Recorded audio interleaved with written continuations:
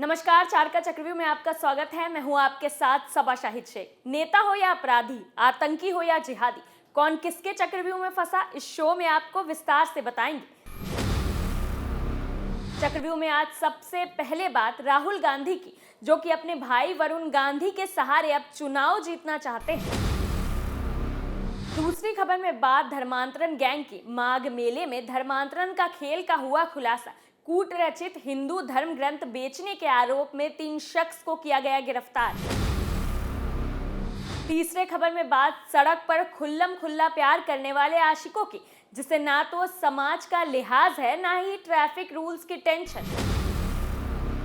चौथी खबर में बात बुरखे गैंग की, जिसमें 4 महिलाएं शामिल हैं। जेल में गांजा लेकर कैदियों को बेचती थी। इस काले धंधे में कमाई भी मोटी होती थी। मुलाकात के बहाने सीधे जेल में बंद ग्राहकों के पास पहुंचती और जुगाड़ करके उन्हें वहीं डोज चोरी छिपे पिलाती।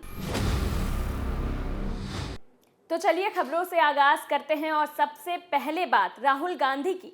राहुल गांधी का एक बयान इस समय यूपी के राजनीतिक मैदान में हलचल बढ़ा रहा है। ये बयान पीलीभीत से बीजेपी सांसद वरुण गांधी को लेकर आया है। वरुण बीजेपी से तीसरी बार चुनकर लोकसभा पहुंचे हैं। यूपी के राजनीतिक मैदान में अपनी अलग छवि के लिए जाने जाते हैं। लंबे समय तक बीजेपी के फायर ब्रांड युवा नेता की छवि उनकी रही है, लेकिन हाल के समय में नजरअंदाज किए जाने से नाराज बताए जा रहे हैं। वरुण गांधी या मेनका गांधी को मोदी सरकार 2.0 में स्थान नहीं मिला। पार्टी में भी हाशिए पर हैं। यूपी चुनाव 2022 के दौरान भी दोनों का कोई खास तरजीह बीजेपी ने नहीं दी। इसके बाद वरुण गांधी का आक्रामक रुख लगातार दिखा है। प्रदेश की योगी आदित्यनाथ सरकार के साथ साथ केंद्र की नरेंद्र मोदी सरकार तक को निशाने पर ले रहे हैं। ऐसे में पार्टी ने उनके बयानों को तवज्जो देना बंद कर दिया। इस बात को वरुण गांधी भी समझ चुके हैं, इसलिए उन्होंने पहले प्रियंका गांधी से नजदीकियां बढ़ाई और अब राहुल गांधी की तरफ देख रहे हैं। तो ऐसे में सवाल उठता है कि क्या वरुण गांधी का बीजेपी के साथ सफर अब थमने वाला है, और अगर थमने वाला है तो वो किस नाव में सवार होंगे। अगर एक बात पर गौर किया जाए तो पता चलता है कि सोनिया गांधी को छोड़कर यूपी में कांग्रेस की कोई बिसात नहीं है। लेकिन राहुल गांधी अगर अखिलेश यादव के नक्शे कदम पर चलते हुए वरुण गांधी को कांग्रेस में शामिल कर लेते हैं तो उनके पास एक से बढ़कर 3 सीटें हो सकती है। जिस तरह राहुल गांधी को जीतने के लिए केरल तक का सफर तय करना पड़ा, उससे अगर फ्री में बीजेपी की 2 सीट मिल रही है तो कांग्रेस के लिहाज से तो इसमें कुछ गलत नहीं है। आखिर आखिरी फैसला राहुल गांधी का ही होना है। उन्हें पकी पकाई खीर खानी है या फिर यूपी से अपना वजूद खत्म करना है। दूसरी खबर में बात धर्मांतरण के गंदे खेल की। संगम नगरी प्रयागराज सनातन धर्म में बेहद अहम मानी जाती है, लेकिन हिंदुओं के जितने भी पवित्र स्थल हैं उन सब पर जिहादियों की नजर है। राम मंदिर से बौखलाए जिहादियों की नजर अब प्रयागराज पर है। अपने गजवाए हिंद के सपने को लेकर संगम नगरी पहुंचे जिहादी ऐसी घिनौनी साजिश रच रहे थे जिसे देखकर पुलिस भी हैरान रह गई। दरअसल आरोपी महमूद हसन गाजी एक मदरसा का मौलवी है और वो इस्लाम को बढ़ा चढ़ाकर और हिंदू धर्म की उपेक्षा करते हुए वेद रचनाओं आदि से लिए गए श्लोकों को प्रकाशित कर उनको गलत तरह से पेश करता पाया गया है। गाजी इन कूट रचित किताबों को छपवाकर गरीब लड़कों को पैसे का लालच देकर उनसे इन किताबों की बिक्री करवाता।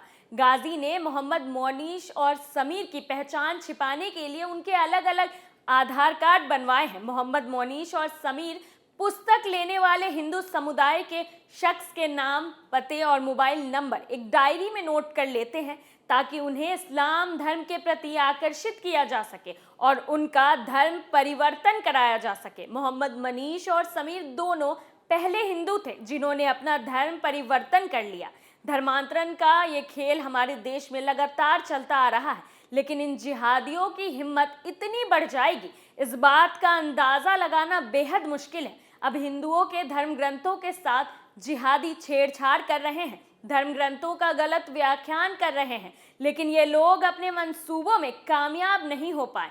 ऐसे लोग देश से सनातनियों को हटाकर अपना कब्जा करना चाहते हैं, लेकिन सीएम योगी की सरकार में ऐसा हो पाना मुश्किल ही नहीं नामुमकिन है। पुलिस ने इन जिहादियों को गिरफ्तार कर लिया है। अब इनकी ऐसी खबर ली जाएगी कि इनके साथ पुश्ते भी ऐसा घिनौना कदम उठाने से कांप उठेंगी।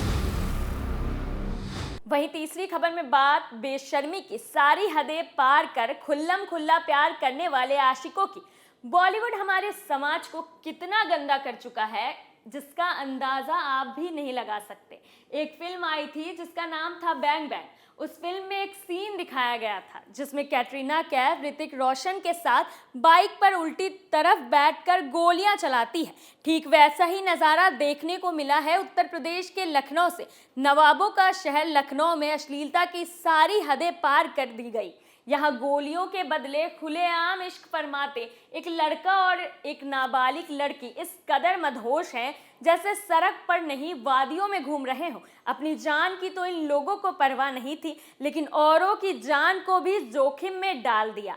लखनऊ का हजरतगंज इलाका ट्रैफिक के लिहाज से काफी भीड़ भाड़ वाला है। ऐसे में सड़क पर इस तरह की घटनाएं सड़क हादसों को न्योता देती है। सड़क पर तेज रफ्तार में स्कूटी लहराते हुए रोमांस किया जा रहा है। स्कूटी पर एक लड़का और लड़की सवार है। लड़का स्कूटी ड्राइव कर रहा है और लड़की अपनी उल्टी साइड लड़के की तरफ बैठकर इश्क फरमा रही है।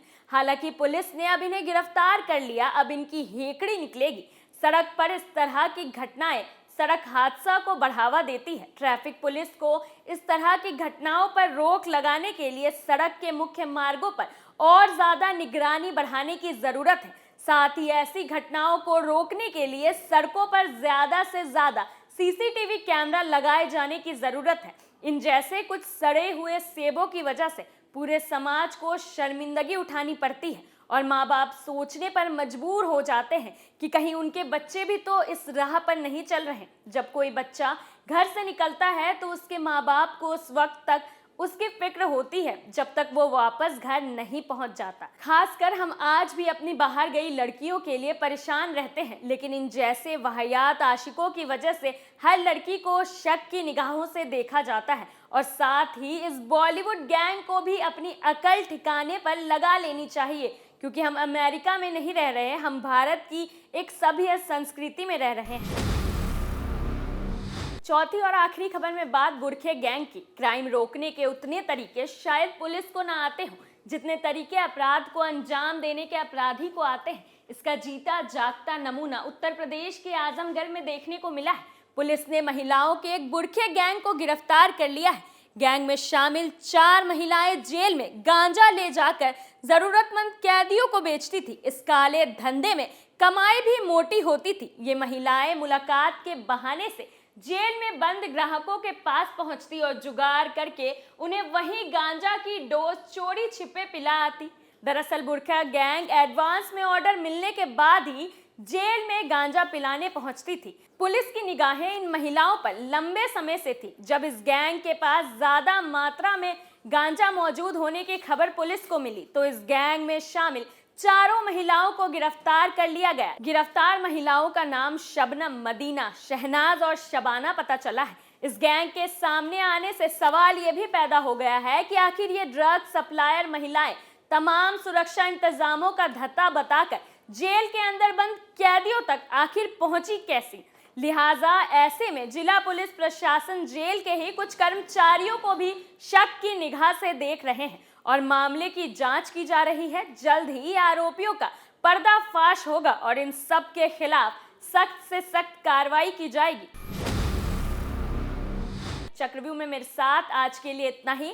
कल फिर कौन किसके चंगुल में फंसेगा, नए मुद्दों के साथ फिर पेश होंगे और दिखाएंगे कई और सनसनीखेज खुलासे। तब तक के लिए देखते रहिए कैपिटल टीवी। नमस्कार।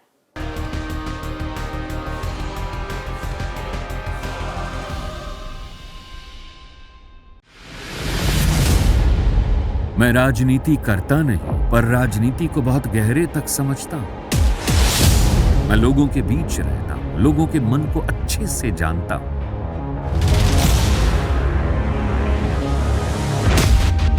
पब्लिक और पॉलिटिक्स की हर नब्ज को खूब पहचानता हूं।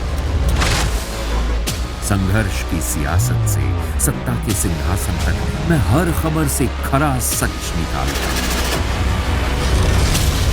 ना कोई दौड़, ना कोई race. Capital TV, Uttar Pradesh.